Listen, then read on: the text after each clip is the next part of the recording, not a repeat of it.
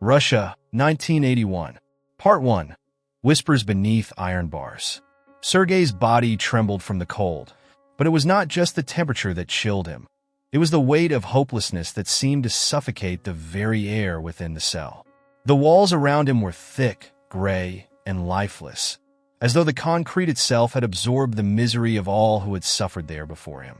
He sat hunched in the corner, his knees drawn close to his chest, a position he often found himself in during these long, unrelenting nights. His breath fogged the frigid air, a small reminder that, despite everything, he was still alive. The single flickering bulb hanging above his head provided the only light, casting eerie shadows on the cracked, damp walls. In the silence, the hum of the prison seemed almost alive. The faint drip of water from a distant pipe, the occasional metallic clank of keys, the heavy footsteps of the guards who patrolled the hallways like predators. Every noise echoed, and yet, in his small cell, Sergei felt utterly alone, isolated from even the other prisoners who shared his fate. He hadn't always been a prisoner. Once, he had been a man of purpose, a man of faith. His life before the prison walls felt like a distant memory, something hazy and far away, yet still part of him. Sergei had led a small but devoted group of believers, gathering in secret to worship and pray, sharing their hope in a time when faith itself had become a crime. It had been dangerous, but to him, it was worth the risk. God was his guiding light, his anchor in the storm of life under the Soviet regime. But the regime had found him. They had found them all. Sergei's arrest had been swift and brutal. The door to the small house where they met had been kicked in with such force that the hinges had snapped clean off. He remembered the cold rush of wind that had followed, biting at his skin as the soldiers poured in, shouting, beating, dragging him and the others out into the street like common criminals. The iron grip of the guard who had slammed him against the wall still haunted his mind, the anger in the man's eyes, the feeling of utter helplessness as they shackled his hands behind his back. The beatings in the interrogation room were worse than anything he had imagined. The guards demanded names, details, secrets, anything they could use to crush the underground faith movement. Sergei had refused to give them anything. For that, he had been beaten nearly to death, his body broken and bruised, yet his spirit remained intact. He was carried to the prison on the edge of death, but still, he refused to abandon his faith. It was the one thing they could never take from him. Now, as the wind howled outside the small barred window of his cell, Sergei felt the weight of all those nights pressing down on him. His skin was pale, his body thin and malnourished. His face had grown gaunt, his once strong frame now weakened by months of hard labor and starvation. Yet within him, a small flame still flickered, a flame of faith that refused to be extinguished. Every night, Sergei prayed. He prayed not for escape or revenge, but for strength. For the strength to endure, and for the strength to keep the light of hope alive for those around him. In his heart, he knew that God had not abandoned him, even in this forsaken place. But tonight felt different. The air in the cell felt heavier, almost charged with something unseen. Sergei closed his eyes and began his nightly prayer, his voice barely a whisper, blending with the soft hum of the prison. God, grant me the strength to see your will through, he prayed, his voice steady despite the cold and fatigue that racked his body. Let me be a light for those who are lost in this darkness. As he prayed, a strange warmth began to spread through his chest. It started softly, a small spark of heat that gradually grew warmer and warmer, as if a fire was being lit deep within him. Sergei's eyes snapped open, and he sat up straight, his breath catching in his throat. The small cell seemed to glow faintly, the shadows on the walls dancing as if in response to something unseen. His heart pounded in his chest, and for the first time in months, Sergei felt a deep, unshakable peace wash over him. It was then that he saw it.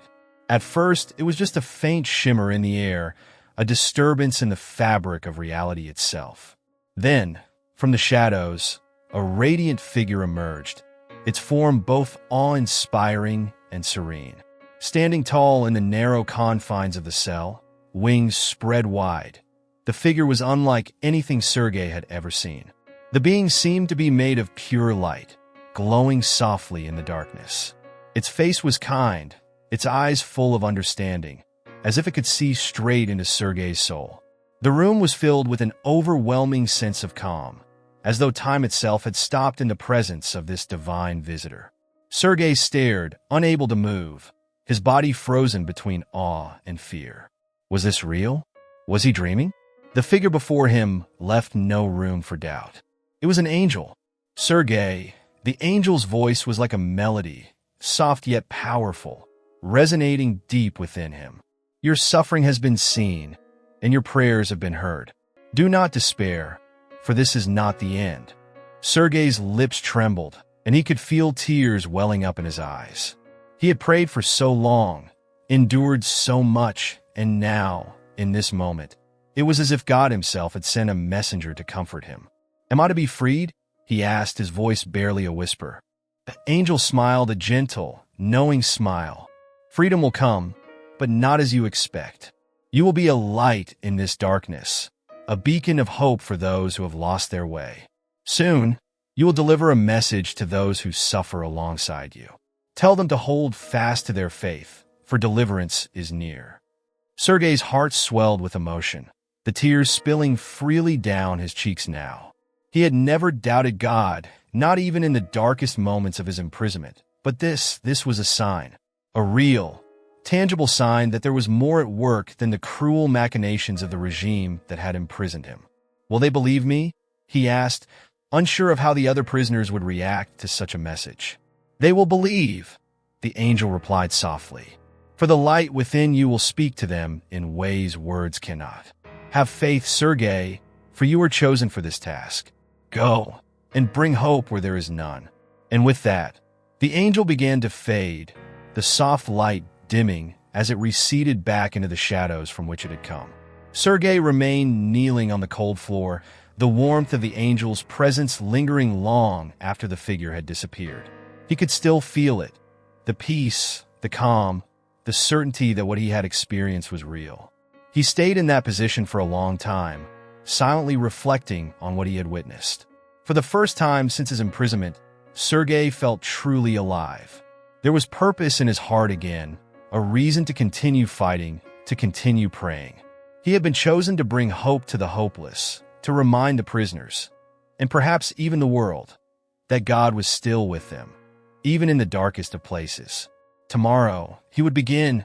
He would share the message with the others, and together, they would hold fast to the promise of freedom. Part 2. Embers of Faith. The iron gates to the prison courtyard groaned as they swung open, and Sergei stepped outside with the other prisoners. The air was bitterly cold, the kind of cold that burrowed into the bones, made the lungs burn with each breath. The sky was a blanket of gray clouds, heavy and unmoving, as if the very heavens were weighed down by the sorrow and suffering of the men below. A light snowfall had dusted the ground, covering the courtyard in a thin, white layer, but even the beauty of the snow seemed dulled by the harsh reality of the prison's walls. This brief moment outside was the only time the prisoners could see the sky, even if it was only a dull shade of gray. They were marched out each day, a mechanical routine designed to break their spirits as much as it was to stretch their legs. The guards watched over them with cold, unfeeling eyes, their hands gripping rifles as if they were ready to strike down anyone who dared step out of line. The clanking of chains and the shuffling of feet were the only sounds that filled the heavy silence. Hope was a foreign concept here, buried under the weight of endless days of toil and torment. Sergei's breath fogged in the freezing air as he took his place near the edge of the yard, close to where Mikhail, the old priest, sat on a small stone bench. Mikhail's once robust figure had withered over the years, his back hunched, his hair a ghostly white. His eyes, once filled with the fire of faith, now looked hollow, as though the years of suffering had drained him of everything but the barest will to live. Sergei could see it in him, the same thing he had seen in so many others here, the slow decay of hope, the silent surrender to despair. But today was different. Today, Sergei had seen something no one else had, something that had reignited the fire in his own soul. The vision of the angel still burned bright in his mind, its words of deliverance echoing in his heart. He could feel it in the air, an electric tension, as if the world itself was holding its breath, waiting for something extraordinary to happen. The other prisoners shuffled by, their heads down, their bodies hunched against the cold, but Sergei stood tall. He had to share what he had seen. He had to spread the message. Taking a deep breath, Sergei moved toward Mikhail. He knew the old priest had once been a man of great faith, a leader of his church, a voice of reason and hope for his congregation. But the years in this place had broken something in him. Sergei wondered if it could be repaired. "Mikhail," Sergei said softly, lowering his voice so the guards wouldn't overhear. He sat down beside the older man, his heart pounding with nervous energy. Would Mikhail believe him? Or would he, like so many others, see the vision as the delusion of a desperate mind? The old priest turned his head slowly, his weary eyes meeting Sergei's. He looked more like a ghost than a man, a shadow of his former self. His voice, when he finally spoke, was little more than a raspy whisper. "What is it, Sergei? Another prayer?" His words were edged with cynicism, a bitterness that had taken root over time. "No," Sergei replied, leaning in closer. "Last night, I saw something. An angel. He came to me in my cell. For a moment, there was silence. Mikhail's expression didn't change, but there was a flicker of something in his eyes. Curiosity, perhaps, or the faintest spark of the faith he had once carried so proudly. "An angel?" he repeated, his voice barely audible. Sergei nodded, the intensity of the memory rushing through him. "Yes, he spoke to me, Mikhail. He told me that we would be freed, that we must hold on to hope, that our suffering would not last forever." The old priest's face twisted into a frown, his thin lips pressing together, as if he were trying to keep himself from responding. He turned his gaze away from Sergei, staring out at the barren courtyard, his eyes tracing the outline of the towering prison walls that loomed over them. "Hope," he muttered bitterly. "There is no hope in this place, Sergei. Not anymore." Sergei's heart sank at the words, but he refused to give in. "That's not true," he insisted, his voice filled with conviction. "We may be prisoners in this place, but our faith is not bound by these walls. The angel told me that we are not alone, that God has not forgotten us. We must believe, Mikhail." Mikhail was silent for a long time, his face a mask of doubt and pain. Sergei could see the struggle in him, the desire to believe warring with the years of despair that had eroded his faith. The priest let out a long, slow breath, shaking his head slightly. "I want to believe you," he whispered. "But after all we've seen, after all we've endured, I don't know if I can." Sergei felt the weight of those words, the crushing burden of a faith that had been battered by years of suffering. He could see it in the old man's eyes, the deep exhaustion, the scars of a lifetime spent fighting against the darkness. But Sergei also knew that the flame of faith, however dim it had become, still flickered inside Mikhail. It was small, fragile, but it was there. "Faith isn't about what we see with our eyes," Sergei said quietly, choosing his words carefully. "It's about what we believe in our hearts. The angel came to me because our time here is ending. I believe that with everything in me. You can feel it, can't you? Something is happening. We're not abandoned." Mikhail remained still for a long moment, his eyes still fixed on the prison walls.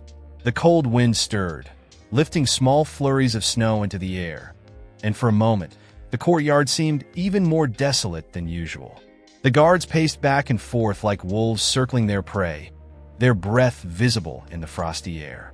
Every few moments, one of them would glance toward the prisoners, their expressions hard and indifferent, as though the men under their watch were already dead. And yet, something had changed. Sergei could feel it in his bones. He could see it in the way some of the other prisoners moved, the way they exchanged glances with one another, as if sensing that something extraordinary was about to unfold. The message of the angel had ignited something within Sergei, and it was beginning to spread, even if only faintly. Mikhail finally turned back to Sergei, his face softening just a little. "What if you're wrong?" he asked, his voice quieter now, less bitter. Sergei smiled. the first genuine smile he had allowed himself in weeks. "I'm not wrong," he said firmly. "I believe, and soon you will too." The two men sat in silence for a while longer, watching the other prisoners as they moved about the courtyard. Some were lost in their own thoughts, others whispering quietly to one another. But there was an undeniable shift in the atmosphere. The air, once thick with despair, now carried a subtle charge, an anticipation, a sense that something miraculous was just beyond the horizon. Word of Sergei's vision began to trickle through the prison. At first, it was just a quiet murmur, a hushed conversation between a few of the prisoners who still held on to the remnants of their faith. But soon, it spread like wildfire, moving from cell to cell, from whisper to whisper, until it became the topic of every conversation, the seed of hope in a place where hope had been all but forgotten. Each night, as the prisoners returned to their cells, the guards noticed the change. Men who had once shuffled through the corridors with their heads down now stood a little taller, their eyes no longer deadened by the endless days of suffering. There was a spark in them, faint but undeniable, a quiet resistance that no amount of punishment could extinguish. Sergei knew the guards could sense it too.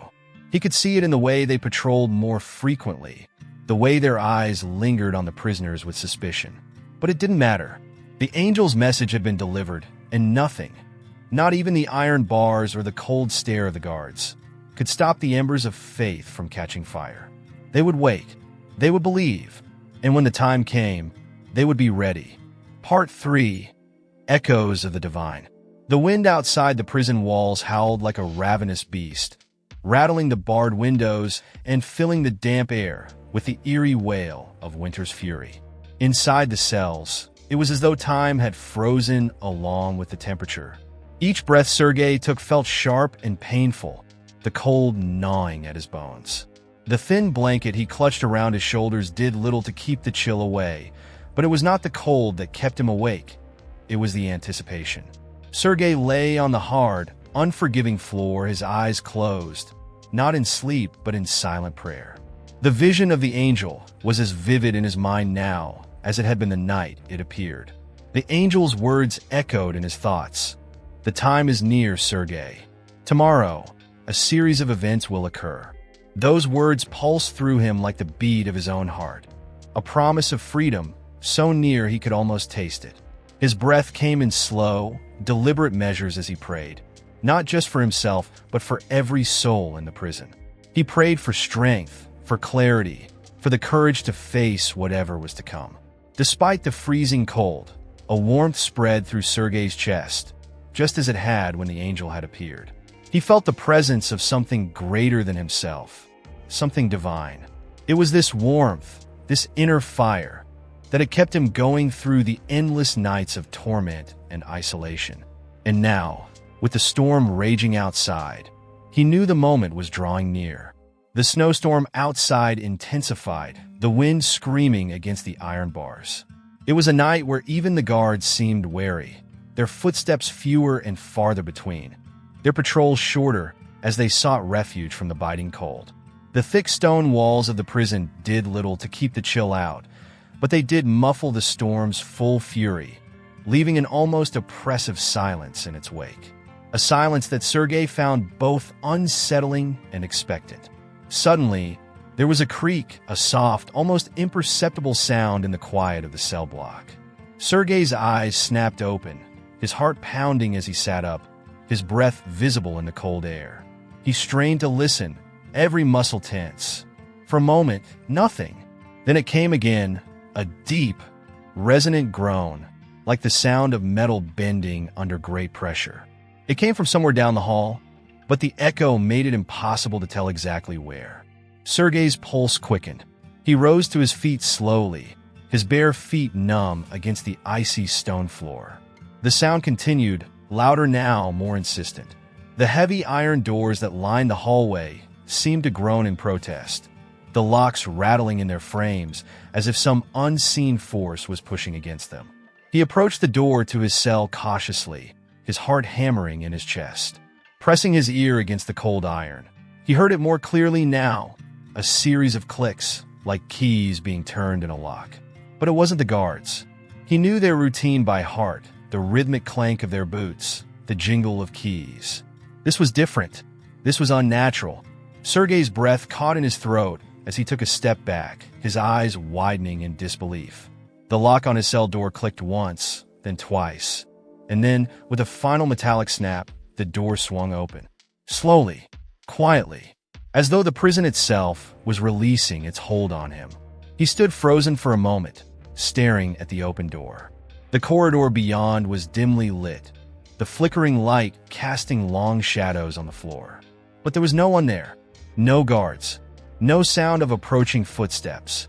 Just the soft hum of the storm outside and the eerie creak of the door as it swung open fully.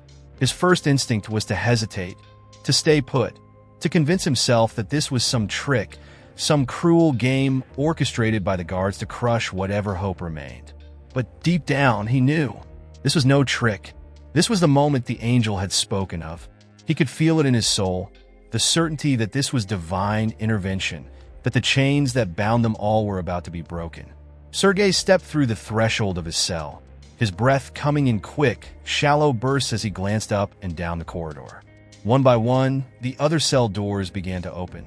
The heavy iron creaked as each door slowly swung open on its own, and the prisoners within emerged, their faces painted with shock and disbelief. Mikhail was among them.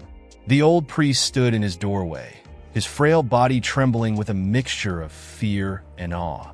His eyes met Sergei's from across the hall, wide with wonder. "Is this?" Mikhail began, his voice barely above a whisper. Sergei nodded, his own heart pounding with a mixture of exhilaration and terror. "It's happening," he whispered back.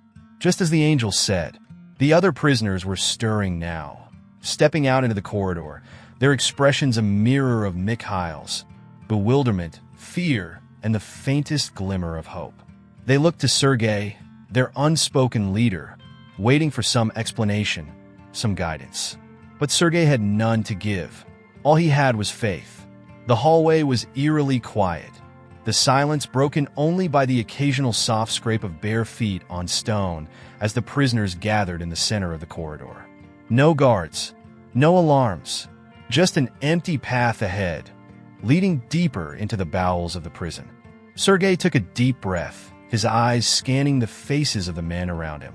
Some were younger, their faces hardened by months, perhaps years, of torture and deprivation.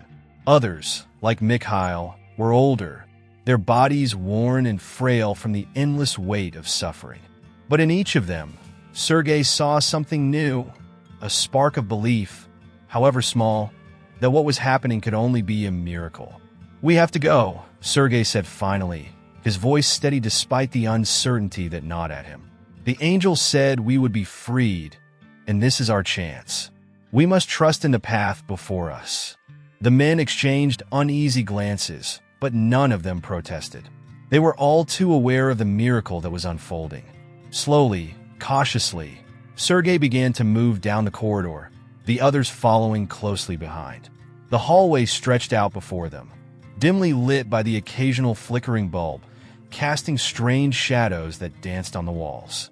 As they walked, Sergei's mind raced. Where were the guards? Why hadn't the alarm been raised?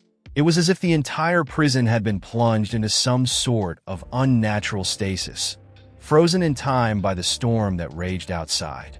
But even the storm had quieted now, the howling wind reduced to a soft murmur, as if the very elements were holding their breath. The group moved in near silence, their footsteps barely audible over the quiet hum of the prison. Sergei's senses were on high alert, every creak and groan of the old building sending a jolt of adrenaline through his veins. But there were no guards, no sign of life other than their own. They reached the first checkpoint, a heavy iron gate that separated the cell block from the outer courtyard. It was always locked, guarded by at least 2 men, day and night. But tonight, as Sergei approached, he saw the guards slumped against the wall, their rifles lying at their feet, their eyes closed in peaceful slumber. It was as though they had been overtaken by some unseen force, rendered unconscious without so much as a struggle. Sergei exchanged a glance with Mikhail, who stood beside him, his face pale with disbelief. "Is this real?" Mikhail whispered, his voice trembling with emotion. "It's real," Sergei replied, his voice filled with quiet conviction. "The angel told me this would happen. We are being guided." Without hesitation, Sergei pushed open the gate, the heavy iron creaking as it swung wide, revealing the courtyard beyond. The storm had left a thick blanket of snow across the ground, and the sky above was still a solid wall of gray. But there was something different about the air, something electric, something alive. The men stepped out into the cold, their breath visible in the freezing air. Sergei could feel the weight of the moment pressing down on him, the realization that they were walking in the footsteps of a miracle. The angel's promise had been fulfilled, and now they stood on the edge of freedom. Part 4. The Silent Exodus. The prison's corridors stretched out before them like an endless labyrinth of shadows and silence. Sergei led the group cautiously, each step measured, as if the very walls might suddenly close in on them. The dim, flickering bulbs overhead cast weak halos of light, but beyond those small islands of visibility, darkness reigned. The air was thick, almost oppressive, as though the weight of the decades of suffering, oppression, and hopelessness that had taken place within these walls still hung heavily in the atmosphere. Sergei could hear the breathing of the men behind him, shallow and tentative, like the sound of men not yet willing to believe in the reality of their escape.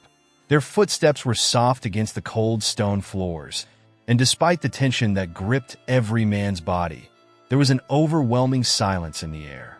No alarms had been raised, no shouts from guards, nothing to suggest that their absence had been noticed.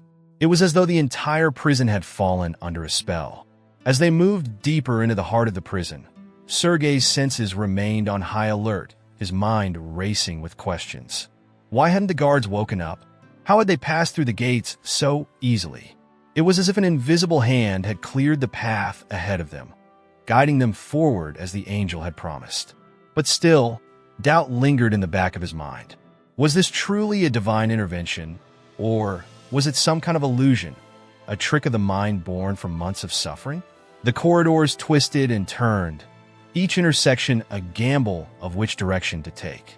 The prison was vast, a sprawling complex that seemed designed to confuse and disorient. But Sergei moved with purpose, trusting in the feeling deep in his chest, the warmth that guided him, just as the angel had. He could feel the presence of something greater than himself, something pushing him forward even when his mind screamed to stop, to turn back, to question what was happening.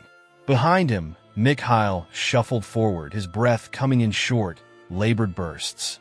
The old priest was frail, his body worn from years of malnutrition and beatings, but his eyes were bright now, filled with a strange mixture of fear and hope.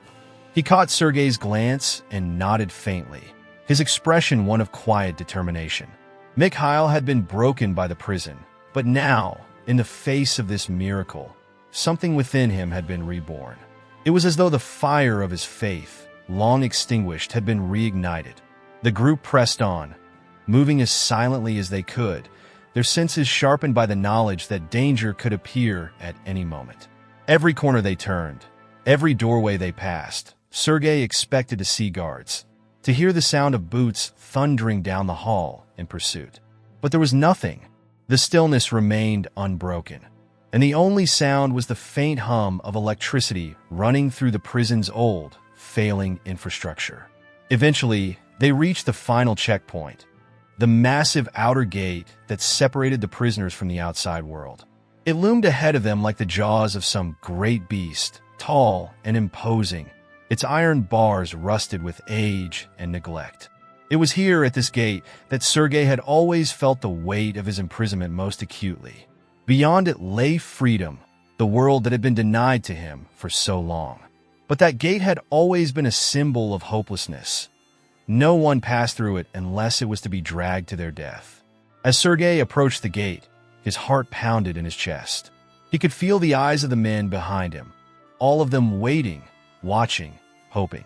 Mikhail stood at his side, his face pale with exhaustion, but his spirit strong. There was a moment of hesitation, a brief flicker of doubt that passed through Sergei's mind. What if the gate didn't open? What if this was all a dream, some cruel trick, and the cold reality of the prison would come crashing down on them once again? But then Sergei remembered the angel's words. You will be free. Deliverance is near. He had come this far on faith alone, and he would not turn back now. He reached out and placed his hands on the cold iron of the gate. For a moment, nothing happened. The silence stretched out, thick and heavy, as the other men watched with bated breath.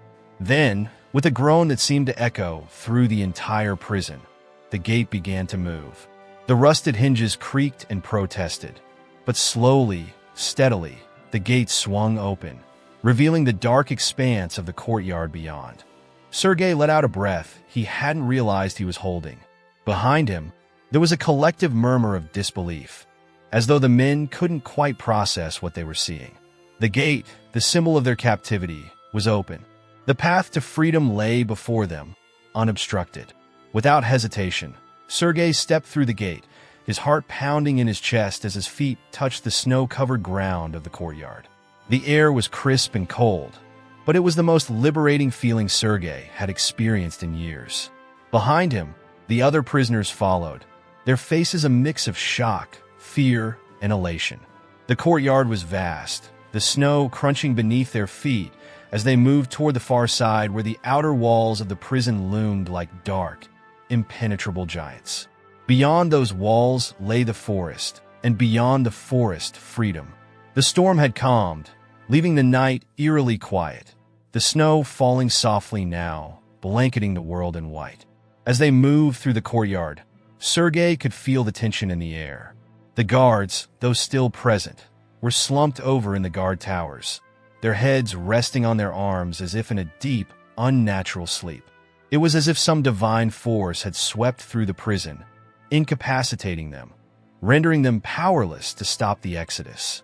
One by one, the prisoners moved across the courtyard, their breath visible in the cold night air. Mikhail, who had been walking beside Sergei, stopped for a moment, his eyes wide with awe as he looked around. This is a miracle, he whispered, his voice trembling with emotion. Sergei nodded, unable to find the words to express what he was feeling. He had known, deep in his soul, that this moment would come, but seeing it unfold before his eyes was something beyond comprehension. The angel's promise had been real, and now they stood on the cusp of freedom, with nothing left to stop them. The group reached the far end of the courtyard, where the outer wall loomed like a fortress. Sergei's heart raced as they approached the final obstacle between them and freedom.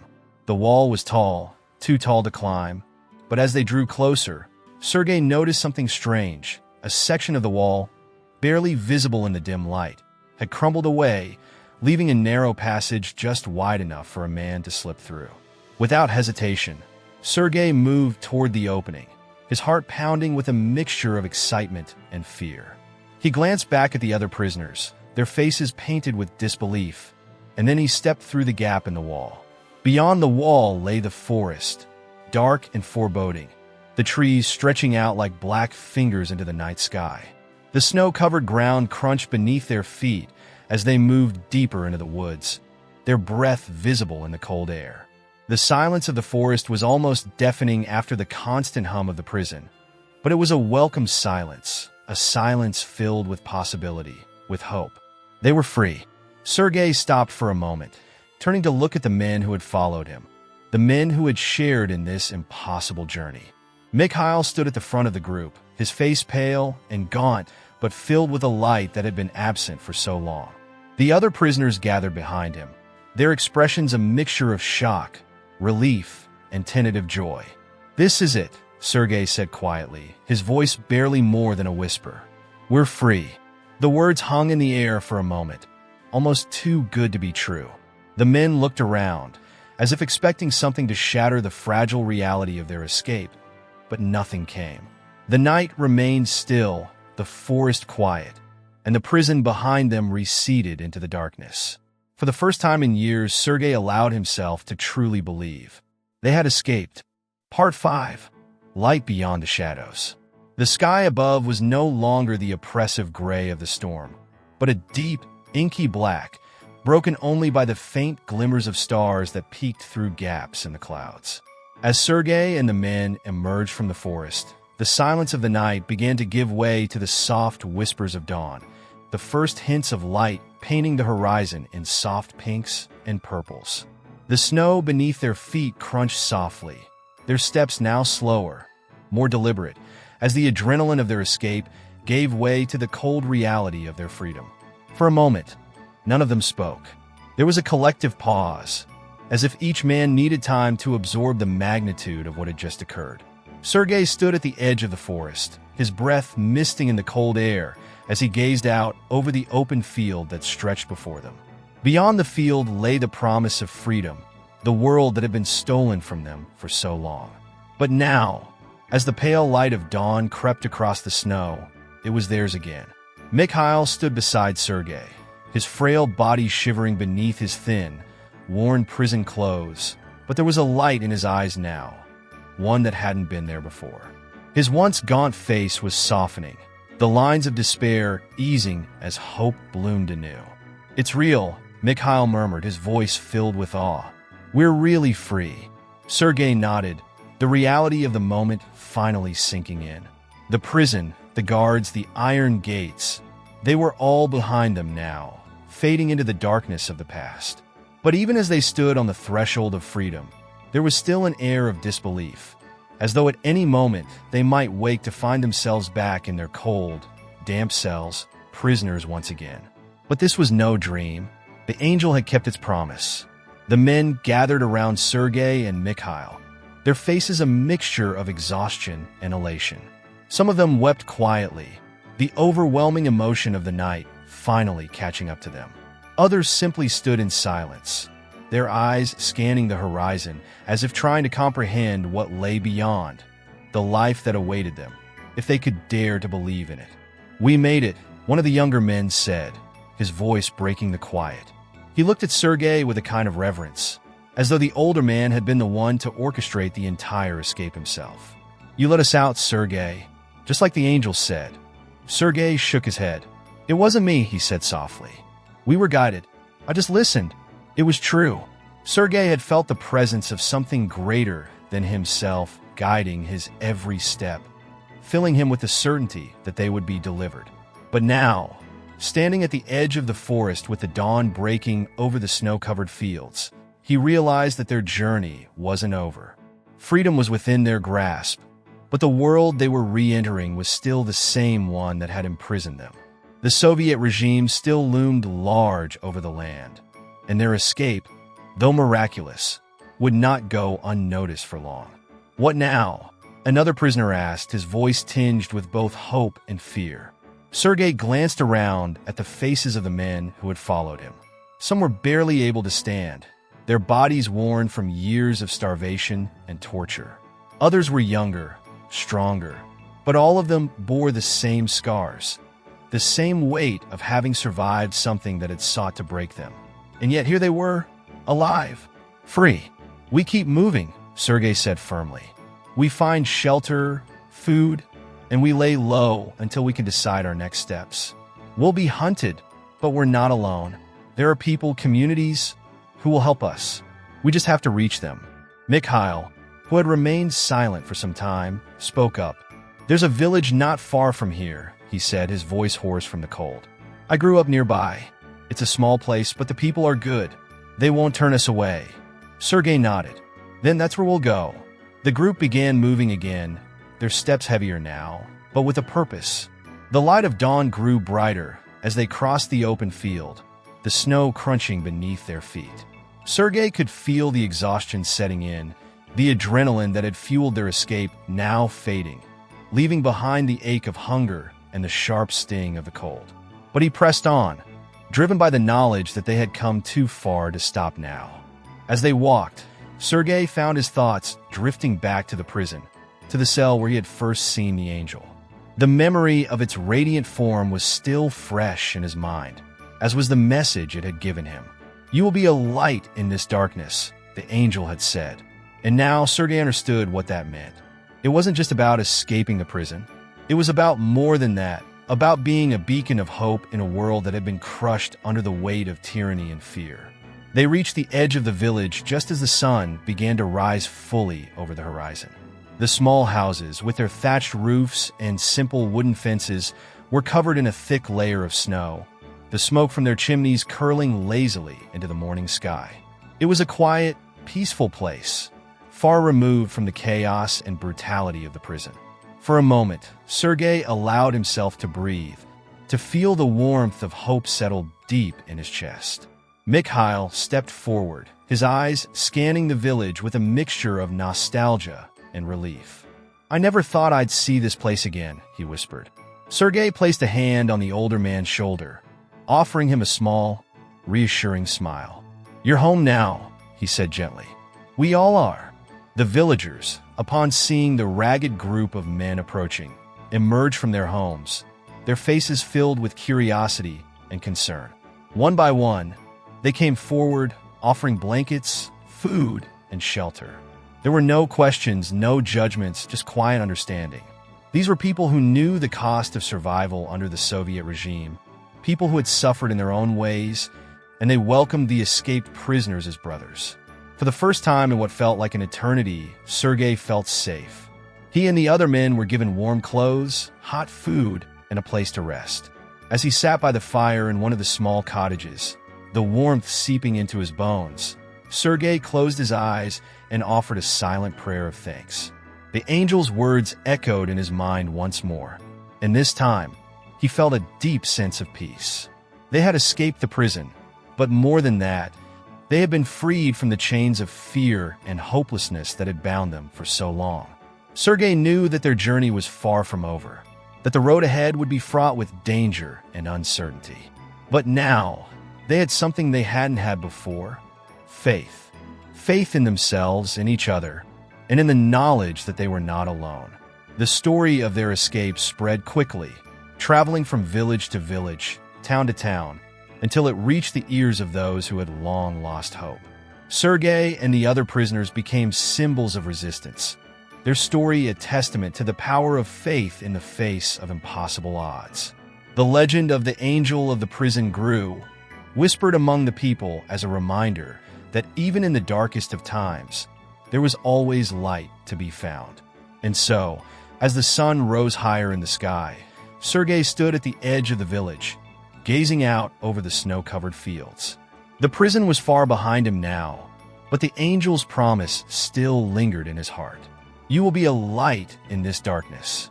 And that, Sergei knew, was only the beginning. If this story moved you, please leave a comment below to share your thoughts and experiences. Thank you so much for watching, and as always, God bless you.